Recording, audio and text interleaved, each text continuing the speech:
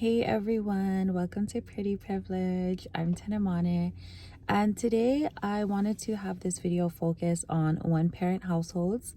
Now, if you are a parent or if you're a caregiver, the fact of the matter is that at the ending of the day, all responsibility falls on you to take care of dependents. So today's lesson, learn from me. I just left the doctor's office right now because in my right arm on this side, I don't want to move it too much, but I have a small tear because of stress from swimming, and it also could be pertaining towards me being the one who does pretty much everything in the house, as well as taking care of my daughter and taking her to school, activities, and all else in between. When you are in a one-parent household, you have to make sure that your health is priority. I know that, a lot can be going on throughout your day, and I know that life has already a lot that, it throws at us as well, but especially in one-parent households, because when your health is not at its best, when you're putting your needs, your desires, and yourself, not even on the back burner, but not even of an importance, it will show up in your real life. And it's not a great feeling. It will show up mentally because then you feel fatigued, you don't feel as uplifted, you don't know how to be your own pep squad leader.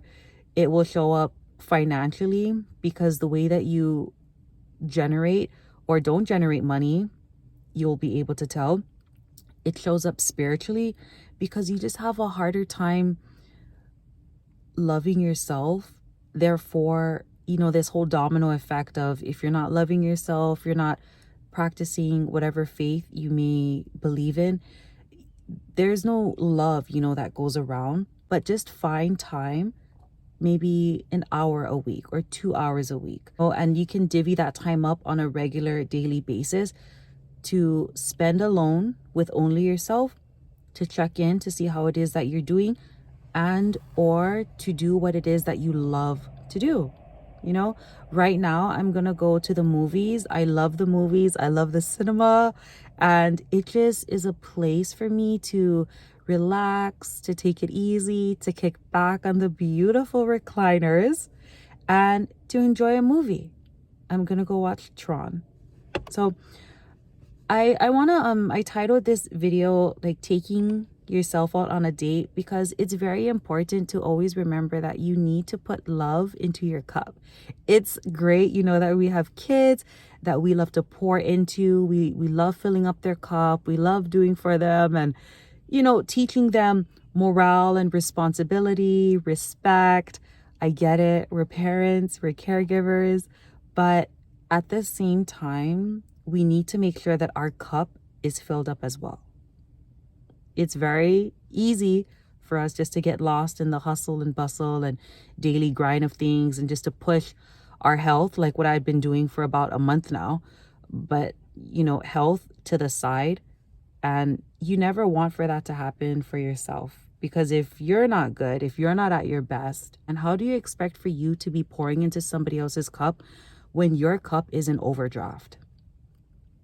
This is not good. And be sure when you take yourself out on a date, you're doing something that you love, number one. Number two, take a bath and or a shower before you take yourself out on a date, right? Like, think about it. When you go out on a date, you want to look good, you want to smell good, you want to feel good, and sexy. Do all of that for yourself. You're not doing it for anybody else.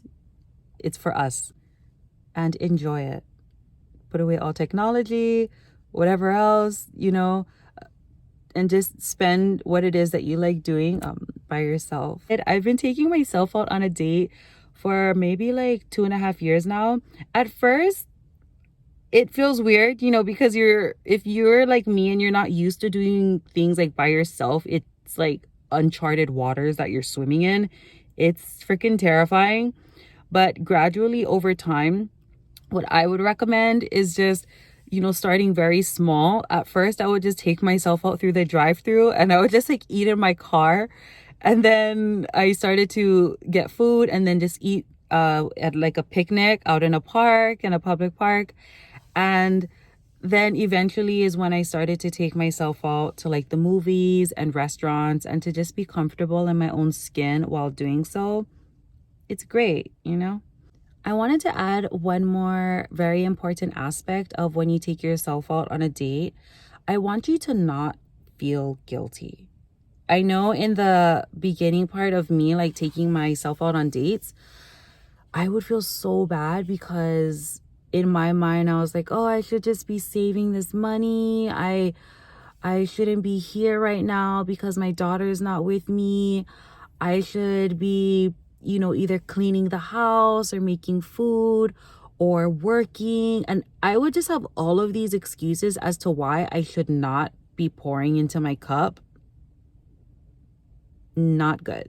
You never want to get to that point and time of you really exiting out what it is that you love to do as a person.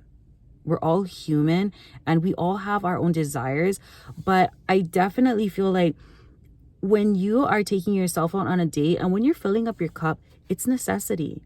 I don't want you to feel guilty. And like I said, it doesn't have to be an everyday splurge. It could just be the most smallest, things. You could just be going out to a park, or even if you just take 15 minutes to lounge, that's great.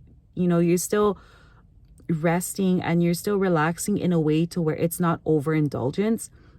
So that's really big for from where I stand with dating yourself. But gradually over time, you start to realize that your own company is healthy, once you allow it to be, and once you're open and receptive towards being genuine in your own skin. So yeah, I just wanted to go ahead and add that on for you guys.